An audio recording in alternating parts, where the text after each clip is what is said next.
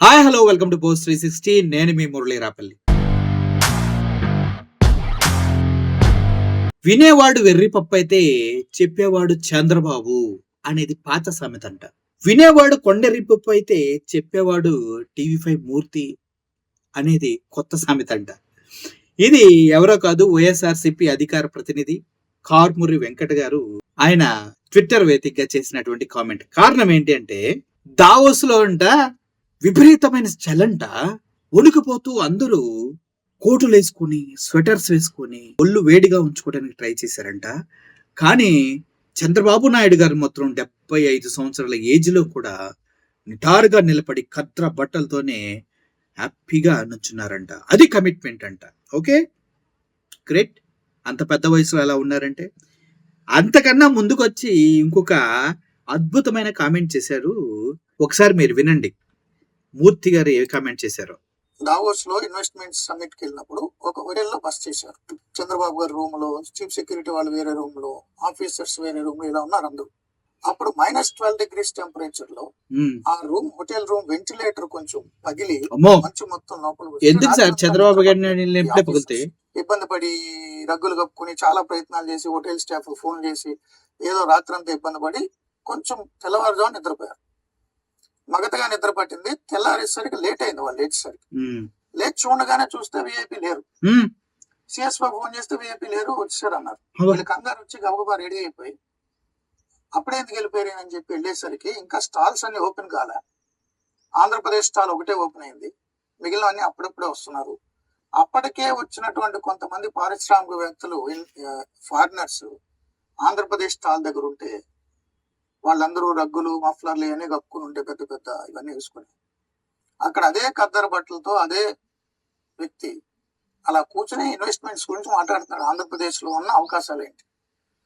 ఈ ఆఫీసర్ సిగ్గుతో shy feel అయ్యి, సార్ ఏంటి సార్ ఇంత ఎర్లీగా వచ్చేసారు, మా రూమ్ లో ఇలా జరిగిందంటే, అవును నా రూమ్ లో కూడా జరిగింది కదా సార్, మీరు ఇలా వచ్చారు ఎందుకు సార్, కొంచెం సేపు ఉందా రావచ్చు కదా, ఎందుకు ఇంత చలిలో?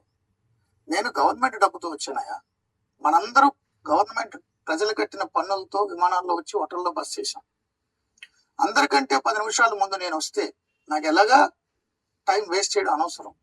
అది హోటల్లో ఉండే బదులు ఇక్కడికి వచ్చాను అనుకో, ఇతర స్టాల్స్ తో కంపీట్ చేస్తే మనం కొంచెం ముందు ఎక్కువసేపు మాట్లాడే అవకాశం వస్తుంది. ఒక 2-3 ఫారినర్స్ అట్రాక్ట్ అయినా మన ఆంధ్రప్రదేశ్ లో తెలుగు పిల్లలకు 100 మందికి ఉద్యోగాలు వస్తాయి. నేను హోటల్లో ఎందుకు ఉండాలి? ఇది చెప్తే ఆఫీసర్ కళ్ళమ్మ నీళ్ళు వచ్చినాయి. నాకు ఆయనే చెప్పారు. అదే ఆయన విజన్, ఆయన కష్టం. చూసారు కదా, ఆఫీసర్ కళ్ళల్లో కన్నీరు.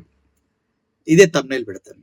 వీళ్ళు వెళ్ళినప్పుడే హోటల్ రూమ్లు వెంటిలేటర్లు ఎందుకు పగిలిపోయినాయి, వీళ్ళు వెళ్ళినప్పుడే వాళ్ళంతా నిద్రపోకుండా ఎందుకున్నారు, వీళ్ళు వెళ్ళినప్పుడే చంద్రబాబు నాయుడు గారు అందరినీ వదిలేసి విఐపి వెళ్ళిపోయి అక్కడ స్టాల్ దగ్గర ఎందుకున్నారు. అబ్బో, ఇదంతా చూస్తుంటే కట్టుకథ డ్రామా. మూర్తి గారి గురించి నాకు బాగా తెలుసు, నేను వర్క్ చేశాను కాబట్టి ఆయనతోటి. అసలు డ్రామాలు అల్లటంలో ఆయన తర్వాత ఎవరైనా నా సామిరంగా సొంత దాడులు తనపైన తను చేయించుకున్న సందర్భాలు ఎన్నో. దానికి మేము న్యూస్లు క్రియేట్ చేసిన సందర్భాలు బోలెడు. అంత ఫేకే, అంత డ్రామానే. మూర్తి గారు చెప్పేది న్యూస్ కాదు, అది చూసేవాళ్ళు ఎర్రి పప్పలంతే. ఆయన చంద్రబాబు నాయుడు సంకలో పిల్లి. ఇప్పుడు చూడండి ఏం చెప్తున్నాడు, నెరేటివ్ చూడండి. పగిలిపోతే అంత లేట్ గా నిద్రపోతే ఈయన కద్దర బట్టలు. అసలు ఎరా అక్కడ జరుగుతున్నది ఏంటి? కద్దర బట్టలు వేసుకుని వెళ్ళాడు. నవ్వుతారు అక్కడ ఎవడన్నా ఆ స్టేట్ లో కద్దర బట్టలు వేసుకుని నిలబడితే నవ్వుతారు. మినిమం చలి అది -12 degrees లో కద్దర బట్టలు వేసుకున్నాడు. అసలు జరుగుతున్న సిచ్యువేషన్ ఏంటి నువ్వు చెప్తుంది స్వామి. అందుకే అన్నారు కారుమూరి వెంకట గారు, వినేవాడు ఎర్రిపప్పు అయితే చెప్పేవాడు చంద్రబాబు నాయుడు అనేది పాత సామెత. వినేవాడు కొండెర్రి పప్పు అయితే చెప్పేవాడు టీవీ5 మూర్తి అనేది కొత్త సామెత. అంత కొండరి పప్పలను చేస్తాడు వసు మనల్ని మూర్తి అంటూ కారుమూరి వెంకట గారు తనదైన స్టైల్లో నీట్గా చెప్పడం జరిగింది. ఇది వాస్తవం బ్రదర్స్, తెలుసుకోండి. నేను నిజాయితీ పరుణ్ణి. ఈ రోజు చస్తే రేపటికి 3 ఇటటి సొల్లు డైలాగులు ప్రతి ఒక్కడూ చెప్తాడు.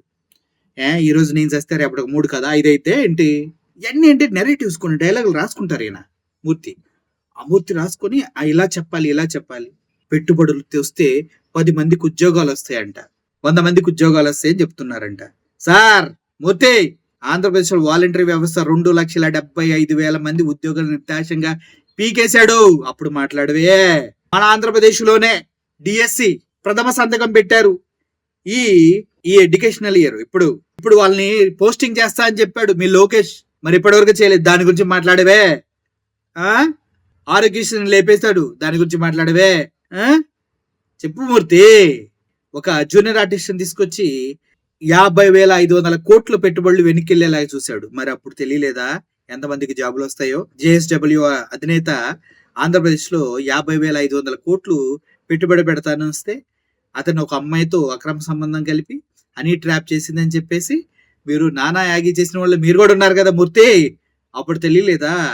ఆయన పెట్టుబడి పెడతా అన్న 50,500 కోట్లు వస్తే ఇంతమందికి జాబులు వస్తాయి మీకు తెలియలేదా? మీ బాబు గారికి తెలియలేదా? ఏం సార్ మాట్లాడతారు?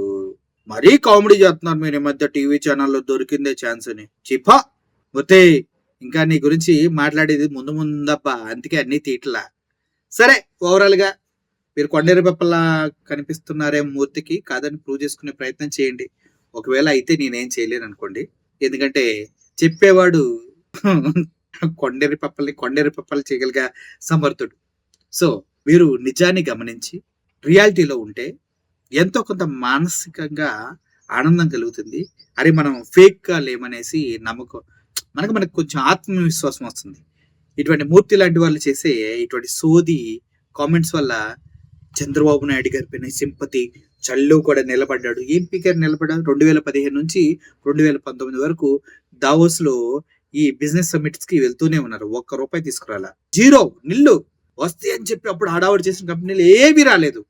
2025 కూడా సేమ్ రిపీట్. అదే పక్క తెలంగాణకి దగ్గర 1,92,000 కోట్ల పెట్టుబడులు వచ్చి కానీ ఆంధ్రప్రదేశ్కి ఎందుకు రాలా? నమ్మట్లా. ఫస్ట్ వీళ్ళని ఎవరు నమ్మట్లా. ఇప్పుడు జేఎస్డబ్ల్యూ అధినేతలు అక్కడ అందరికి చెప్పేశాడు, ఒరే నాయన అదంతా పెద్ద గ్యామ్లింగ్ నడుస్తుంది అక్కడ. అదాని వాళ్ళు కోట్లు కడతానంటేనే అక్కడికి వెళ్ళి కమిషన్లు అడిగారు రా నాయన. వేరే వాళ్ళ లారీలని పగల కొట్టారు కమిషన్లు ఇవ్వలేదని. నన్నైతే వేరే అమ్మాయి దాంట్లో రాంగ్ ట్రాక్ చేశారు. మీరు వెళ్తే మీ బతుకులు కూడా అయ్యారా రాకండి రా అని చెప్పాడు. అంతే, మొత్తం కొలాప్స్. ఇది అన్నమాట. తెలుసుకోండి అంతే. మీ దగ్గరికి నిజాన్ని తీసుకుని వచ్చే ప్రయత్నం చాలా గట్టిగా చేస్తున్నాం మేము. నిజాన్ని తెలుసుకోండి. Thank you for watching this video. వాస్తవాల్ని పసిగట్టి తెలివి గలవారిలాగా మీరంతా ఉండాలని మనసారా కోరుకుంటున్నాను. కొండరి పప్పలు కాకుండా మూర్తి గారిని ఒక ఆటలో అట్టిపొడిలా తీసుకుని పక్కన పెట్టేసుకుంటే చాలా బాగుంటుంది అని కూడా నేను అనుకుంటున్నాను. Thank you for watching this video. I'm Murali signing off. Thank you so much.